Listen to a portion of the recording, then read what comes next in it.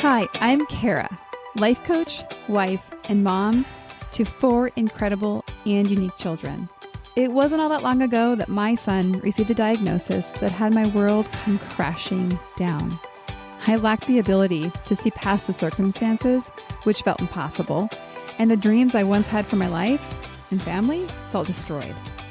Fast forward past many years of surviving and not at all thriving, and you'll see a mom who trusts that she can handle anything that comes her way and has access to the power and confidence that once felt so lacking.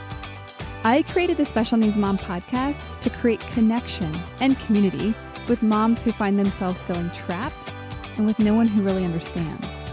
My intention is to spark the flare of possibility in your own life and rekindle your ability to dream. This isn't a podcast about your special needs child. This is a podcast about you. If you are a mom who feels anxious, alone, or stuck, then you are in the right place.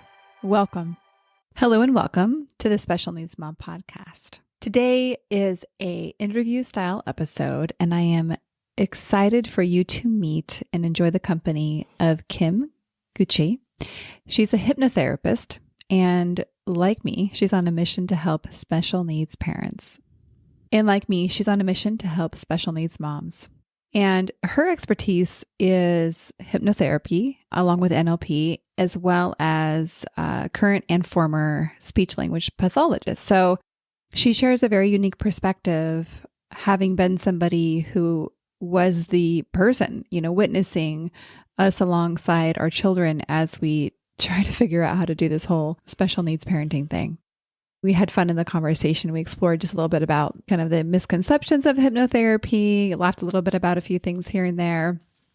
And at the very end of the episode, she actually brought us through a guided meditation. And so we'll have that time stamped on the show notes. If you're like, Kara, I don't have time for chit chat. I got to get calm right now.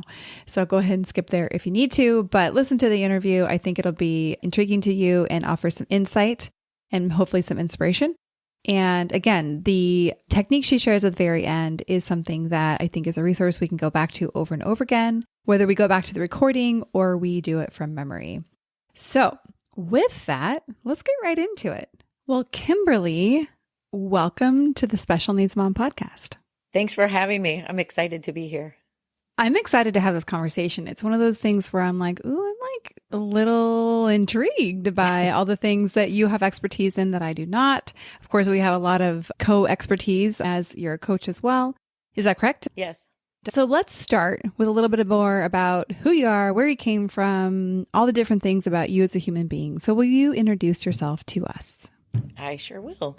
So I'm Kim Guche, and like the first thing about me, I think the most important thing I always think about myself is that I'm a mom of, I have 4 grown children. My youngest is a senior in college, and I have been a speech language pathologist for almost 30 years. And so my 4 children, I do not have any children with special needs, but that's what I do. My first career is working with children with special needs. I love kids. Like that's my passion is kids. And, my childhood and my family, my parents, it was a rough upbringing. My parents are gone now. I loved my parents and I know they loved me, but in our house, they didn't have any coping strategies or real good strategies for even communicating love in the way that typically a child should need to be loved. So I remember when I was in school, when we had to go, to the guidance counselor and talk about what do you want to do after high school? What do you want to do for a career? And I just remember saying, I just want to be a mom. Same. I kept thinking I have no aspirations. All my friends knew what they wanted to do and I just wanted to be a mom. I thought that from when I was young, I don't know, I'm not a super empath, but I just remember thinking I need to do this better. I want to have kids. I want to have a lot of kids and I need to do this better than what happened to me.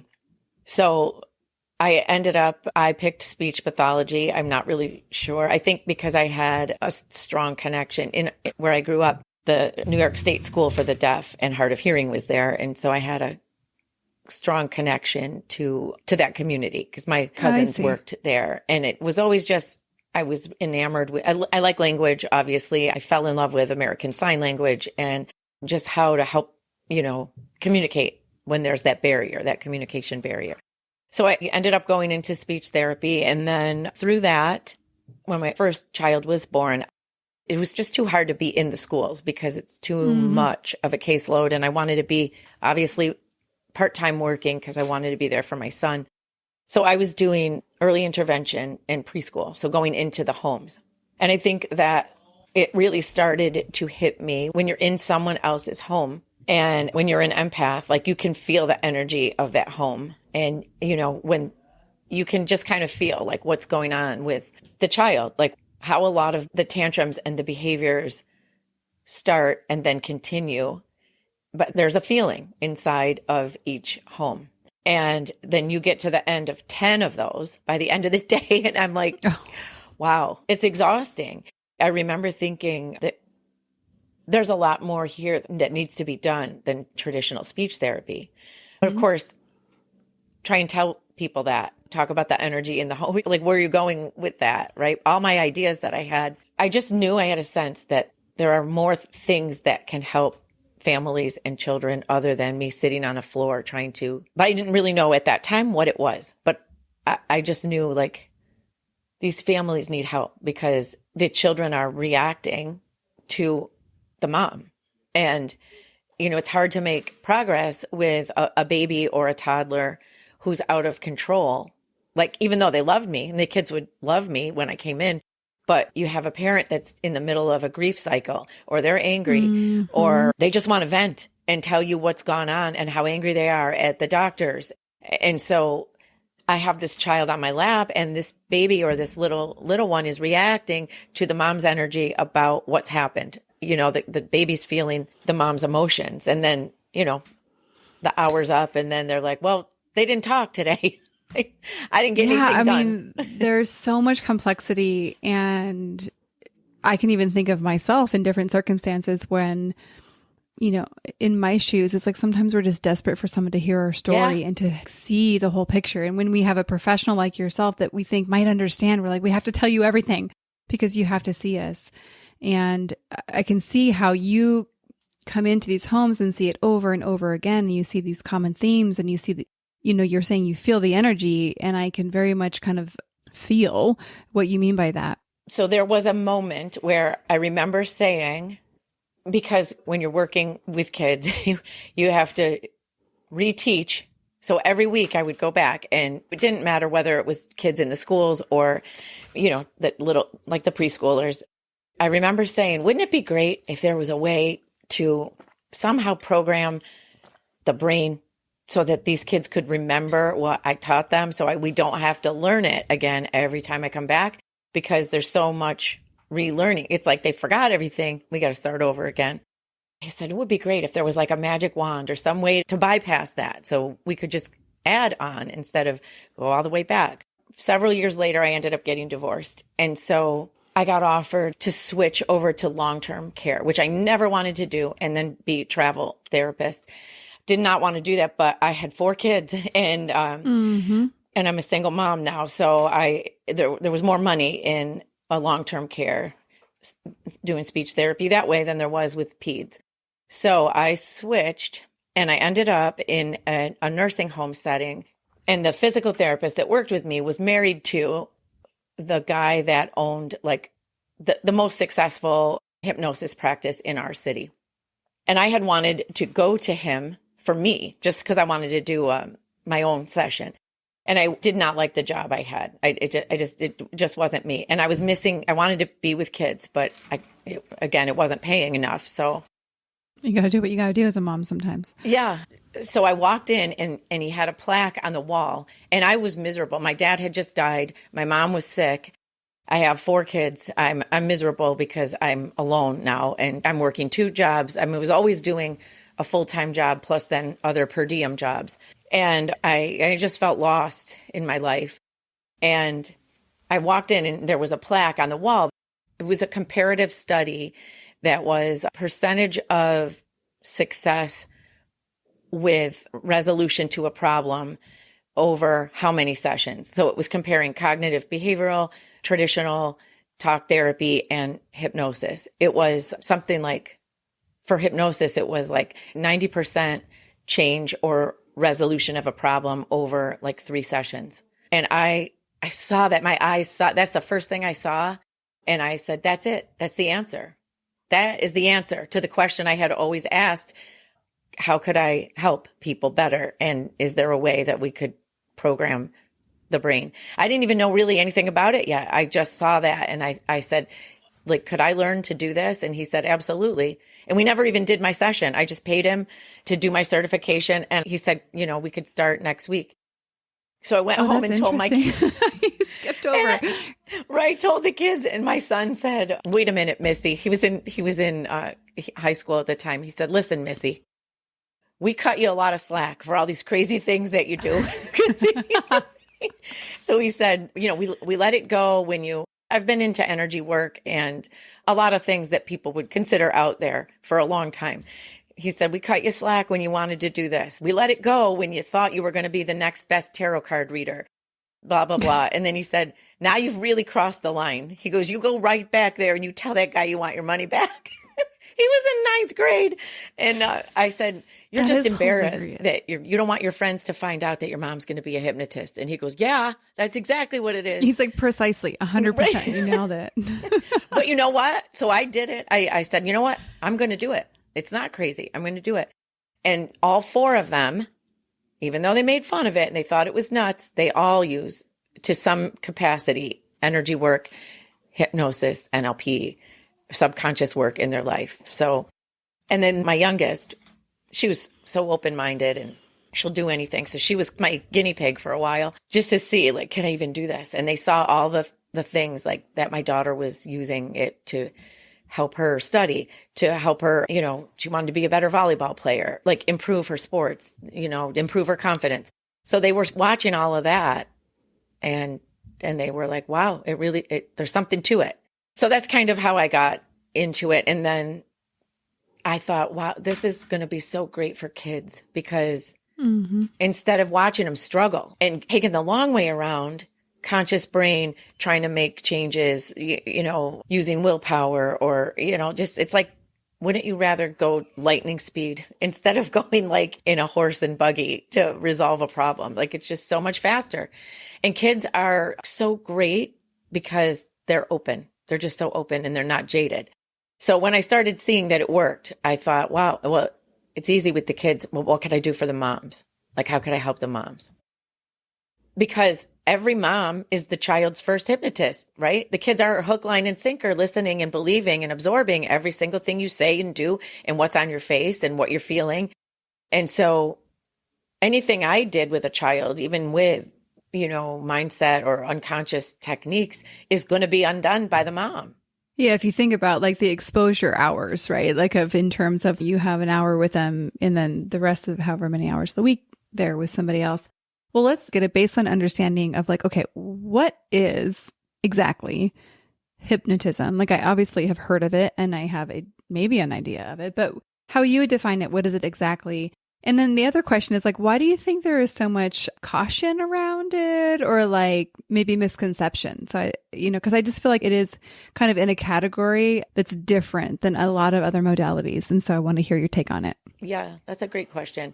So what is it? There's really nothing very mystical about it. It's really just focusing your attention on something, like a hyper focus on something to the exclusion of other things. So I think people don't understand, like hypnosis. People, especially kids, go in and out of hypnotic states naturally, like 10 to 20 times a day. Everyone does. So examples of how it happens naturally, it would be like driving. Like, so when you're driving from point A to point B and you're doing it on autopilot and you don't even know, haven't you had that where you get somewhere and you're thinking, how did I hear? I wasn't even really paying attention. Scary, right? Yeah. Like it's called road hypnosis, but it's like you're doing it on autopilot. You don't need to think because it's a loop. It's a pattern and your unconscious mind is all about patterns. So, I mean, yes, you need to pay attention to the traffic and what's happening, but the route you could do like automatically. Or even, when you're watching a movie, think about like watching a movie or reading a book. And it's really just like immersion, like it's putting yourself in another place using your imagination. So, when you're watching a movie, it's not really happening to you, but you can feel the feelings of excitement or love or fear or sadness. So it's as if it's happening to you. So you're in essence, you're imagining that you're in that situation. And definitely when you're reading a book, you can be reading and someone's talking to you and you're aware of their voice, but you're not listening because you're so engrossed in your book. And then your heart's pounding, like you don't want to turn the page. It's, you're putting yourself in another place and time as if like you're becoming immersed in it and engrossed by that thing you're hyper focused on. I mean, just staring at a candle, how you can feel like you're just being hypnotized by a candle or a bonfire, like when you stare into the flame. Yeah. It's just, that's so calming. Would you say that it's a state of consciousness? Like you're not asleep, you are awake, but you're not like ultra alert awake. You're very fixated in that state of consciousness. It is an altered state of consciousness, but there's various degrees of it. So there's lights, like that's a light state of hypnosis, like just staring at a candle or, just being mesmerized by a fire. It's a light state. Deep state is, going like like when somebody can induce you into a deeper state of, you could say trance, but it's really hyper focus, or you could also say imagination, because you're imagining yourself to be somewhere else. So I think what people maybe think is scary about it, or some people would say dangerous, is like when it happens naturally, you have to allow it. So no one can do anything to you that you wouldn't allow. So it is a different state of mind, but it's consensual. So you have to want to allow yourself to be in this other state. And so, people talk about don't go into a trance because somebody's going to take over your brain or take over your mind. Brainwashing is different than hypnosis. And so the way I work, and really any good hypnotist or hypnotherapist works, is that if somebody wants to change something, a pattern, a fear, a habit, and they're allowing the change, I get the information from them. What is it that you want? What is it that you don't want? But more importantly, what is it that you do want? So my clients tell me how they want to feel, how their life is going to be better. What is this change going to make a difference in your life? In which ways? So I don't ever tell anybody what they need. They tell me what they want. And then they're just going into a deeper state of relaxation. And then I take their words and give it back to them. Because who is a person going to listen to more? Like, you're going to listen to yourself more. You know what you need better than I know what you need. Let's say you were deeply relaxed, and I think people get nervous because they see stage, like media. So what's the difference? I think back to the fair, at that time, the Del Mar Fair, where they have these, 10 people go up there and they do all this hilarious stuff. And you're just like scratching your head, like, is that for real? What is happening? This seems like, whoa. So yeah, talk about that a little bit. Yeah. So when people see that, well, first there's misconception, like, are they faking it? So to be a stage hypnotist, it is hard to be a good stage hypnotist. Like, they have to multitask and multi-manage so many things at one time.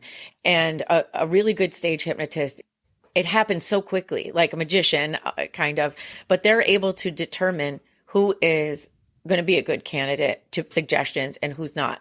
So they're immediately weeding out the people that are not going to be allowing or accepting. And they send them back to their table, or they get off the stage. So the people that are up there and that are experiencing or doing funny things are people that want to. They're allowing it. Like, they want that to happen. They want to be the funny person that everyone's laughing at. Yeah. Yeah. Interesting. And so it's not. No wonder why they never picked me. Yeah. So I was just going to say that, like, I'm super easy to hypnotize, but I'm terrible on the stage because I don't want. Like, that's not my thing. I really don't want to walk around doing ridiculous or silly things. I guess it would depend on the forum, but Yeah. I probably don't want to end up on social media looking, doing and saying things that, it's going to come back to haunt me. So I can't go into a hypnotic state in that situation, but any other time I'm so easy to hypnotize. But the point is, you can't give someone suggestions to do something that they don't already want to do. Let me ask you this question. So one thing that in the work that I do, oftentimes people will say they want something. And once we continue to explore it, it's actually what they think they should want, not what they actually want. So my guess is that you come across that a lot as well. And because of that, there's this built-in integrity piece of your whole being and body and mind, body, spirit that doesn't allow you to kind of lie to yourself. And that's where I feel like the tool of hypnosis would be able to kind of root out the thinking you want something and kind of dealing with that should mentality for so long and kind of cut to the what you really deeply want. Is that true? Well, there's different pieces to that as well. Like, I have had clients tell me they want to quit smoking, to quit drinking, to quit a habit, but they really want that because their spouse tells them that, that they don't really want it, or their doctor tells them you need to quit smoking or this is going to happen. They really don't want to quit smoking, and it won't work. It won't work. So I can't get them to do, and I won't take them as a client, like in that. How do you sort that out? Different questions. Sometimes it's simple. It's simply as, what do you like about smoking? Oh, I love it. I love it. I mean, they'll list 10 things that they love about it. Yeah. What don't you like about smoking? My husband doesn't like it. Money, maybe. Or my wife is yelling at me, things like that. Yeah. But you can definitely tell there's no inherent desire for change. Or like a parent will bring their child to me and say, he needs to pay attention in school more. But that's not what the kid wants. So, and I have to say to parents a lot, it can't, I know you see this as a need for him or her. However, if he or she doesn't see that as a need and they just want to be liked, they just want to have friends, and being funny in school is what's going to get them that. It's not going to matter what you want. It has to be what they want. So, and you'll know, I mean, even if sometimes people are fooling themselves or, they can believe, sometimes someone can believe I really want this. But if there's no change happening, because change happens quickly in the unconscious mind, like it doesn't take long. Sometimes things are gone in one session. But if you've done 3 sessions and there's no change, then, there's something else going on. Yeah, there's more to look into. What else would you say or share to kind of like destigmatize hypnosis? Yeah, I believe if everyone understood that most of our everyday behavior, most of our behavior is controlled by our unconscious mind. Like your left brain, conscious mind really is not responsible for that much of how we use our brains. And everyone can relate to doing something repeatedly and then saying, what did I do that for? I don't even know why I did that.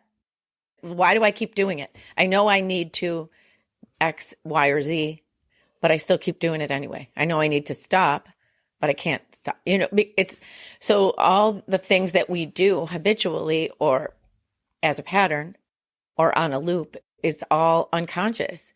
Because think if you could consciously stop eating the stuff you're not supposed to eat when you want to lose weight, or if you could consciously stop doing that thing that gets in your way all the time, you would stop it. You would stop it and it'd be done. Yeah. It eludes you because it's unconscious and you don't know what really, it's like, I look at it like this, the things that you do unconsciously, it's like there's an app running in the background and you don't know it's on or what's there. Yeah, no, definitely. It makes a ton of sense to me. And I'm sure the long-term listeners will have a lot of this bring up familiar language that me or other guests have talked about. Well, thank you for sharing. I find it very interesting. So thank you for sharing all of your experience. So you chose to focus really, I think you work with a lot of different people, but a population that you are particularly invested in supporting are special needs moms. So you saw this commonality amongst the moms. You shared a little bit earlier about how, you could tell that they were grieving or angry or all these things. They probably weren't telling you with their words that that's what they were experiencing, but you were able to pick up on what I would describe as their being that was essentially oozing out the emotions that they were holding.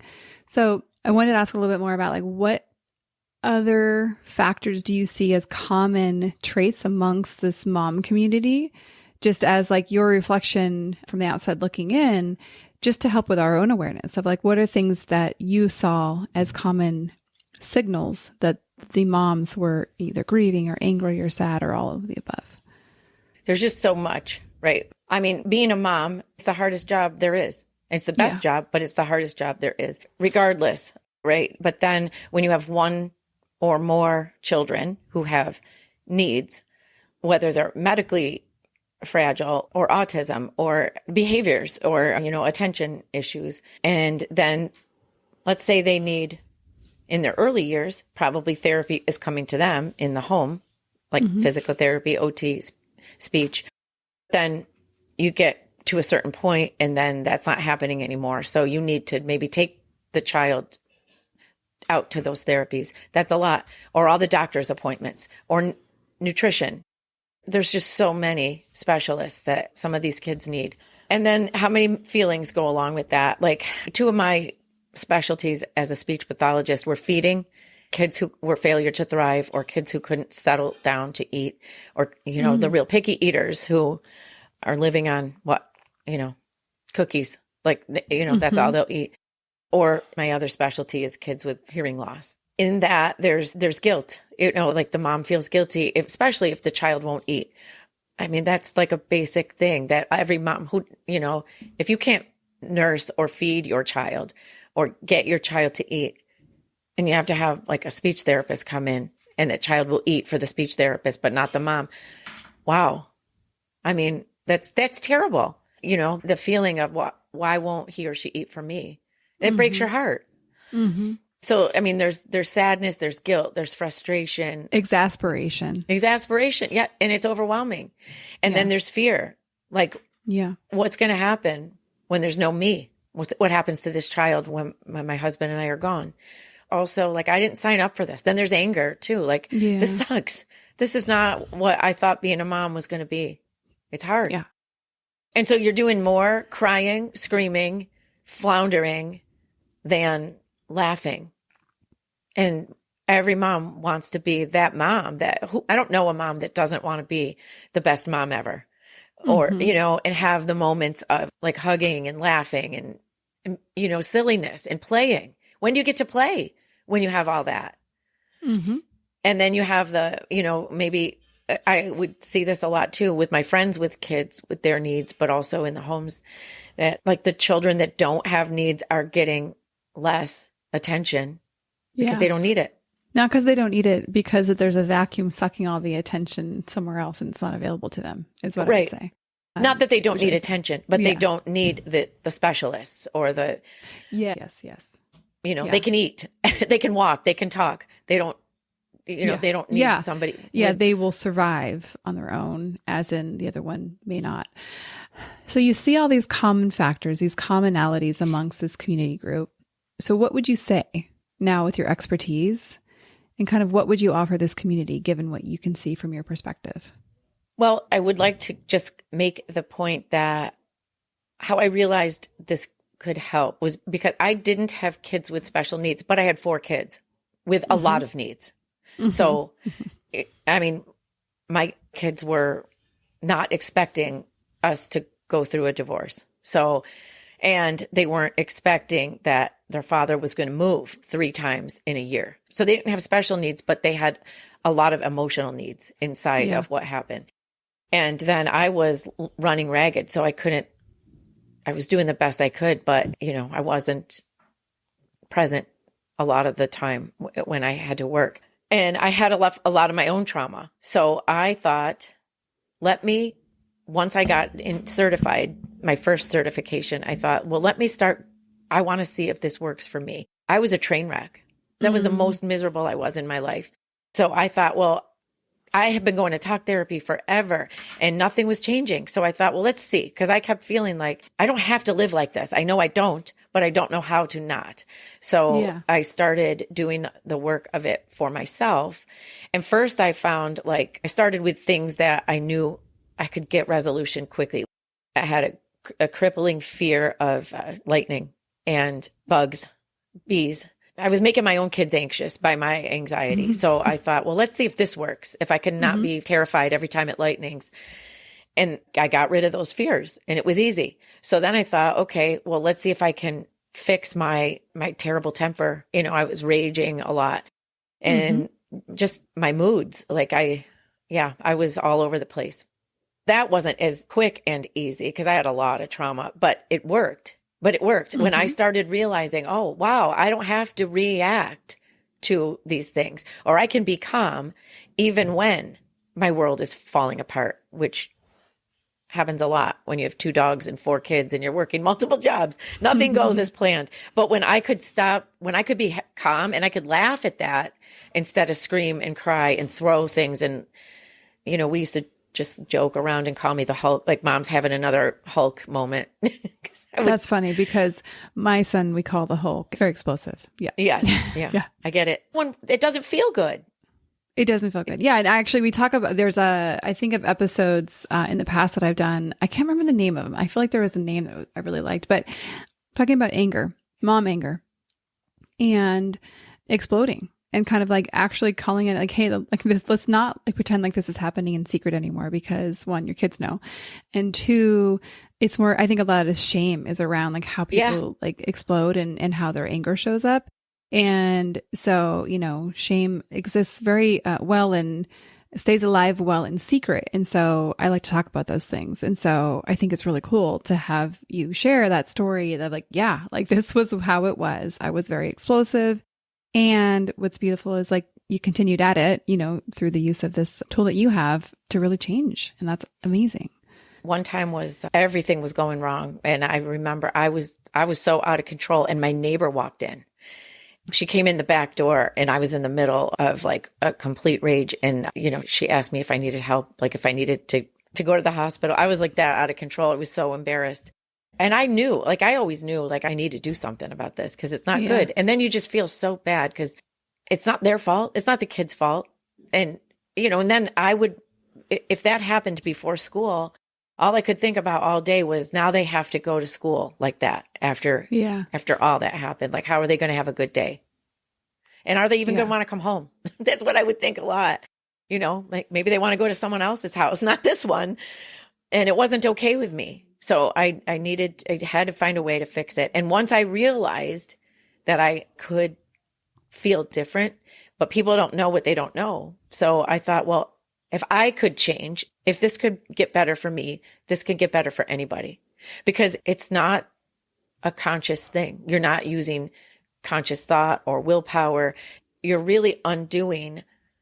There's so many emotional triggers, right? Because everyone has trauma and trauma doesn't have to be some big horrific thing. Trauma could be you're 7 years old and your best friend moves away and that was the only friend you had. Or, trauma's it's simple. Think what happens in middle school when, your best friend picks another friend and then you're left. That's a trauma. Anything I was I could list hundreds of traumas that as special needs moms go through. There's so many. And if you are a listener interested in more trauma, we did a series on trauma, actually. It's so good with my friend Megan. So go back to beginning of this year and listen and learn more about what you're pointing to. It's not the big T trauma necessarily. It can be all the little traumas that happen along the way. Very much so. You learned for yourself all that was possible. And you had shared with me that you wanted to share a technique with this community that will allow moms, anybody, could be dads too, to go from what state they're in to a more grounded and calm state, no matter what's happening around them. So I wanted to see if you would share that technique with us and any background you want to give on it would be great too. I feel like my clients tell me all the time when I ask them, do you meditate? And every single one of them says, I should, or I want to, but I can't. I love that answer. I should. I should. And I never wanted to meditate, but I kept getting told by people, you should meditate. And like I would walk into a bookstore and I'd just be like talking to the cashier. And then he would say something like, you need to meditate. You'll be a lot calmer. And I kept getting that message. I'm like, what does everyone see in me? Like that I need to meditate. And I did. I bought all these books. The universe was trying to tell me something. It was definitely messaging like, hello, please. Yeah. But I'm like I was always like a full throttle person, like sports, aggressive sports, like aggressive workouts, not calm, not yoga, not quiet. Like that just wasn't me. So I thought, I don't think it's going to work. I tried. I bought a lot of books. I listened at that time to recordings and I tried it. My clients will always say, I can't stop my brain long enough in order to do it. So meditation doesn't have to be difficult. And so the thing I want to do today, it's actually one of the techniques that I give parents inside of all the work that we do and the complete protocol that I have, but it's called Hakalau and it's based in a Hawaiian technique or principle about party in your head. So it's literally about getting into a different headspace. But the great thing about it is that anyone can do it. I teach it to kids all the time. Parents can do it with kids. Anyone can use it.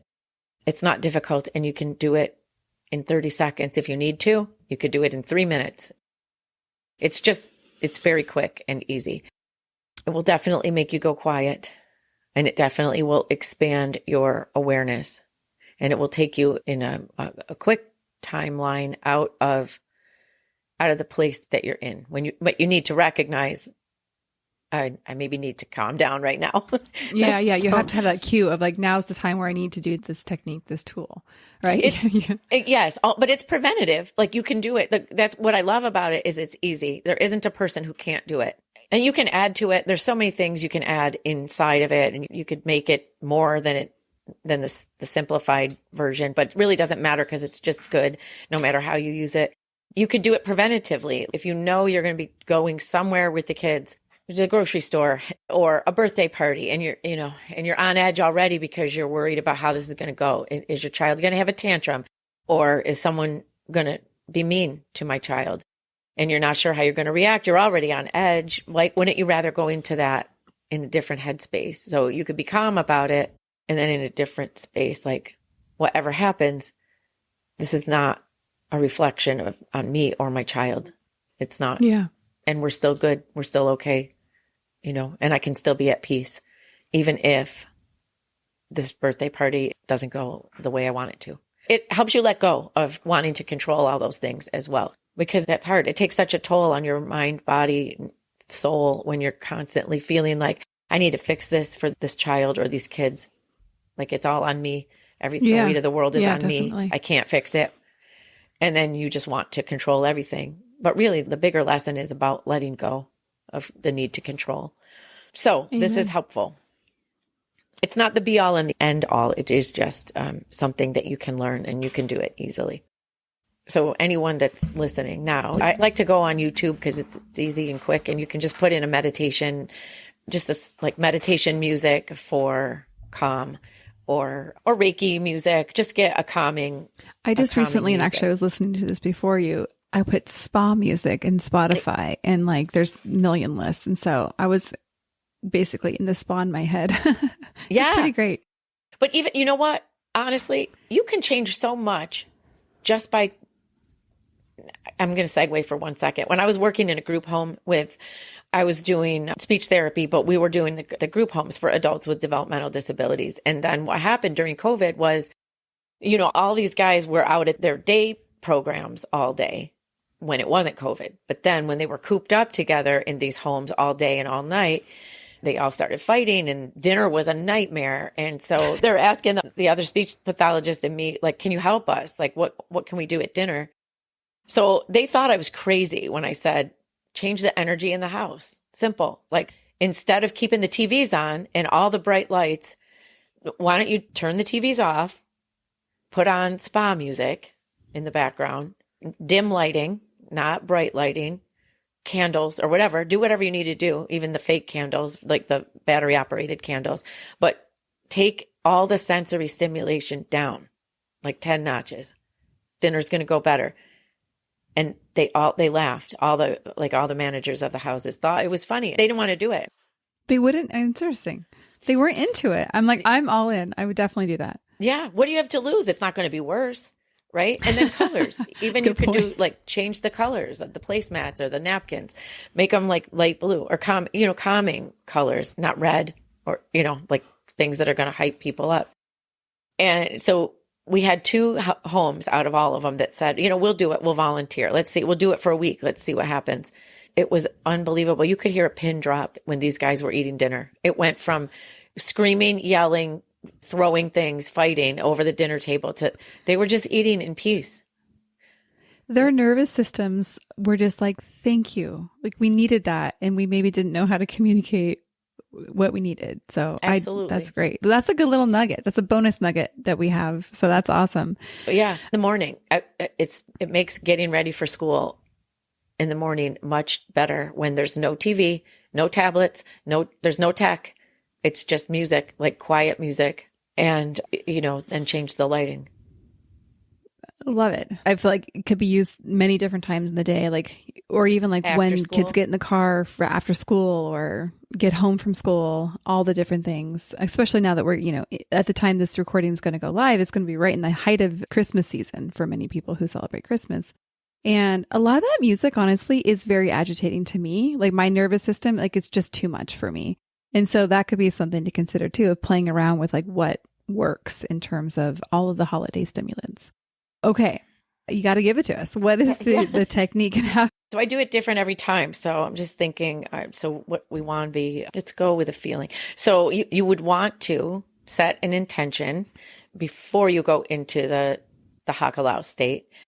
Let me ask a question really quick. So a lot of my listeners are going to be driving or doing stuff like Don't this. drive. I'm guessing, Yes. I'm guessing this is something where like, if you're driving, this would be something where you're not going to want to do this right now. So make sure you get to a safe place. Exactly. To do this. I'm glad you said that because 5-minute meditation. So yes. Go ahead. So pull over if you're driving. You never want to do anything hypnotic while you're driving or doing anything that requires your attention because obviously you want to be in a different mind space. So let's say we're going to set an intention for calm. So I'm going to explain a little bit about the way your eyes go for it. So ideally, you want to keep your head level rather than looking up. So you're not looking up, you're raising your eyes up, but you're keeping your head and your chin level. Okay. So you're going to pick a spot to look at where, again, your head's staying level. You're just going to raise your eyes up. Not so it's painful, but so you're looking up and then you're just going to pick a spot and you're going to stare at that spot. So you can do that now and then take a deep breath in and exhale out. And so you're just keeping your eyes glued on that spot. So your eyes are going to stay forward and then breathe in again, taking a deep breath in. And exhale out. And you're still looking at that spot across from you. So if you could imagine that you're trying to see through that spot, like drill a hole in it. And take another deep breath in. Then exhale out. And then just imagine the word calm. And maybe you can imagine that word being written around that spot, calm. And in your imagination, maybe you see that word in a particular color. Or maybe it's in a script or a particular font. Or maybe the letters are really big or really small. But just notice what you see. When you focus your eyes on that spot and you imagine calm. And then with your eyes forward, you're going to start to shift your attention peripherally. So you're going to become aware now of what you can see to the left and the right of you. Your eyes are still forward, but you're just shifting your attention peripherally. as far as you can, left and right, and then breathe. Calm. And so maybe now your focus is starting to get a little fuzzy. Your eyes are maybe starting to get tired or watery. But you're really expanding your awareness outward. So you're actually becoming aware, not just of how quiet it is, but you're becoming aware of so much more that just 60 seconds ago was outside of your awareness. And so I'm just going to take this a little bit deeper. So if you choose to, you can keep your eyes open, or if they're tired now, which they probably are, you can just close them down. And you can imagine yourself in a place that for you represents calm. So maybe that's by the water on a beautiful day at the beach. Or it might be on a hike in the forest. Or it may be at the top of a mountain. It could even be in your own backyard. It doesn't matter where it is. As long as when you are in that space, you feel calm. And just imagine yourself there.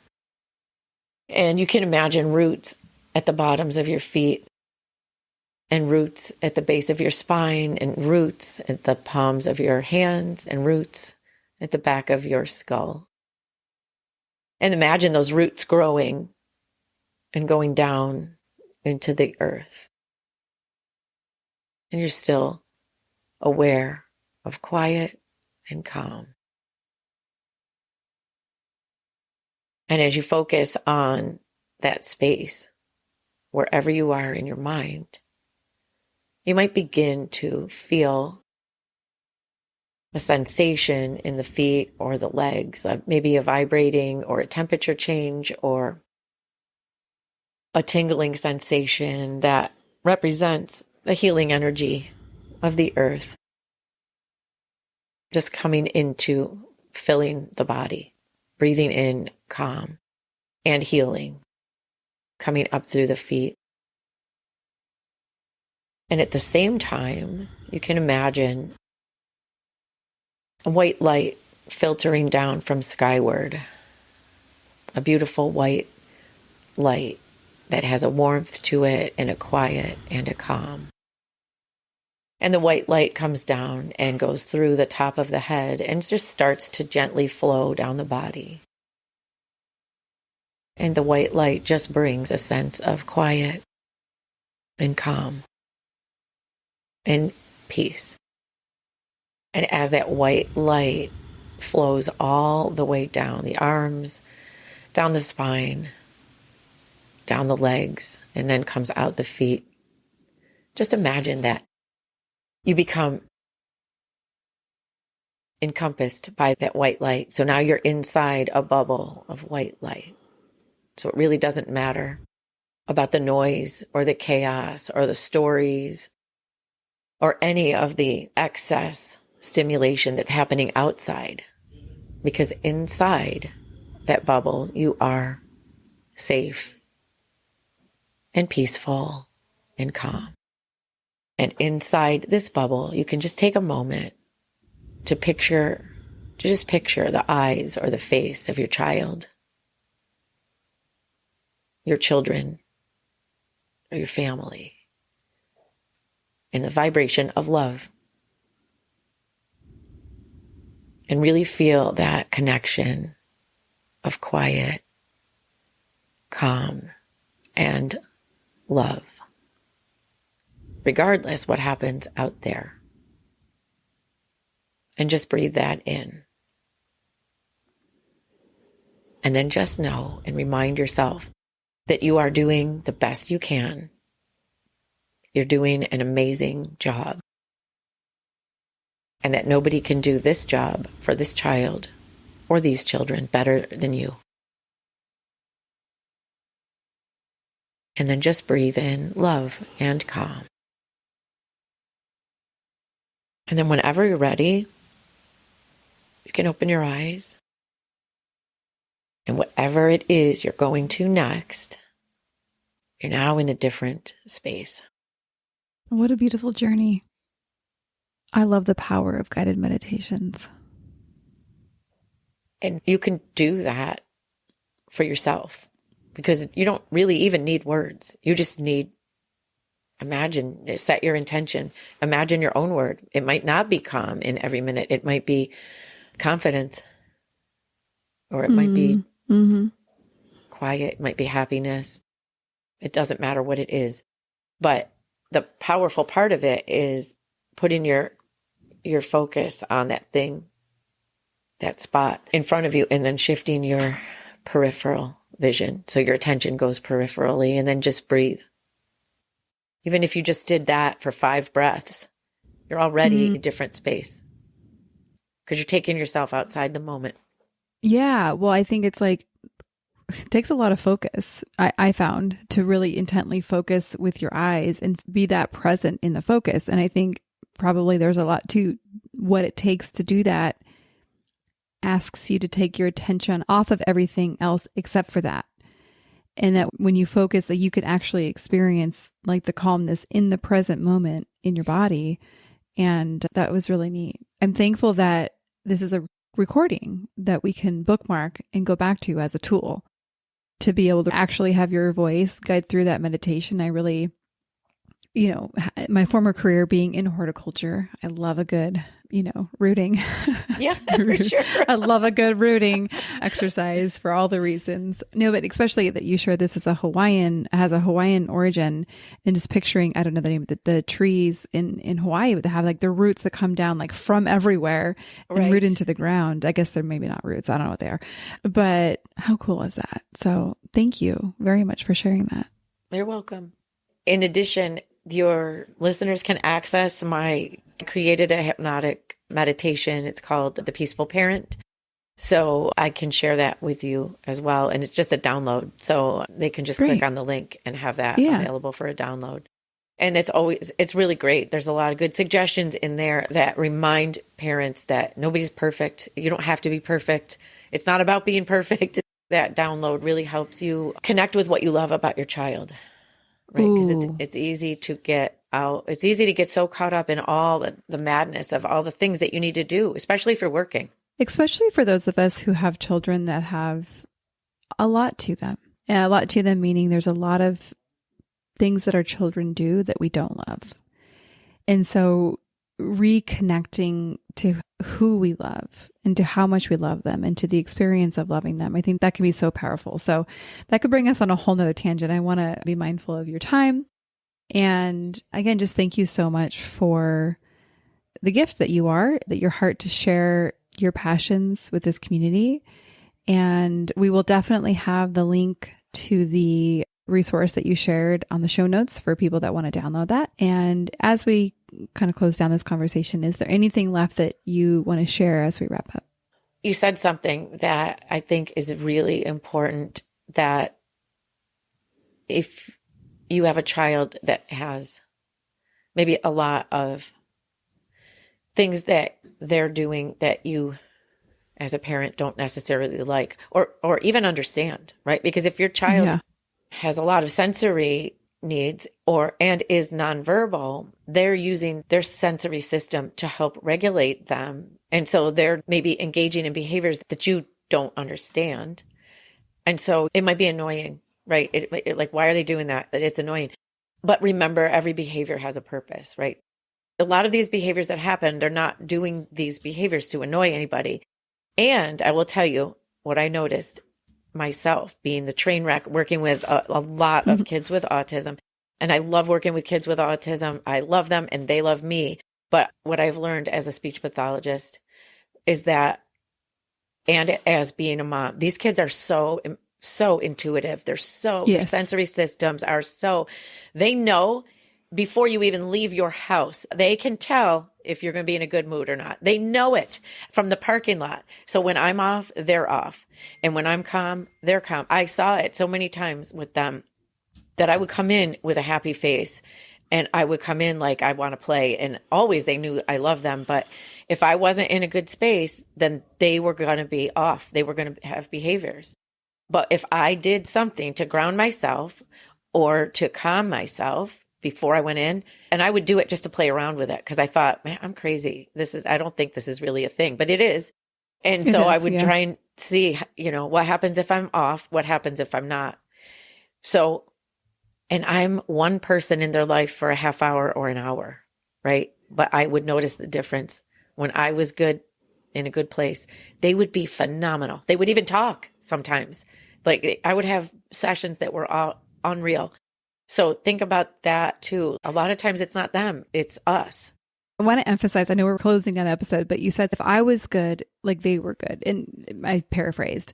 But what I want to emphasize here is that it didn't mean that in that moment before you walked into that room, that everything in your life was set perfectly. It meant that you took a moment to ground yourself and be good in the moment, be present in the moment, be grounded. And I think that it's something I want to really make clear and I think that's why so much of this is so much more accessible than we recognize, is because we don't have to go fix everything to be able to be fixed and calm in our body. And so I don't know if you have any comment on that, but it's worth the time and energy, I guess, is the thing that both of us clearly align on. Absolutely. I have a very empathic daughter who one day said to me when she was 12, I thought, here, I'm being happy. I'm singing, taking her to school and I'm singing. So I'm thinking I didn't even recognize how off I was inside. And I see her moving closer to the door. And I said, what are you doing, Jordan? And she said, I don't know what's going on with you today, but whatever it is, it's affecting me. Like I said, what? I'm in a good mood. And she said, not on the inside, you're not. And I said, really? Like she felt it. And so that's a child that can talk, right? That can tell you. Yeah. So, yeah. And so just know these little ones feel everything. So when you can just do that, it's not about being perfect and you don't have to be happy if your world is crashing. You just need to get calm.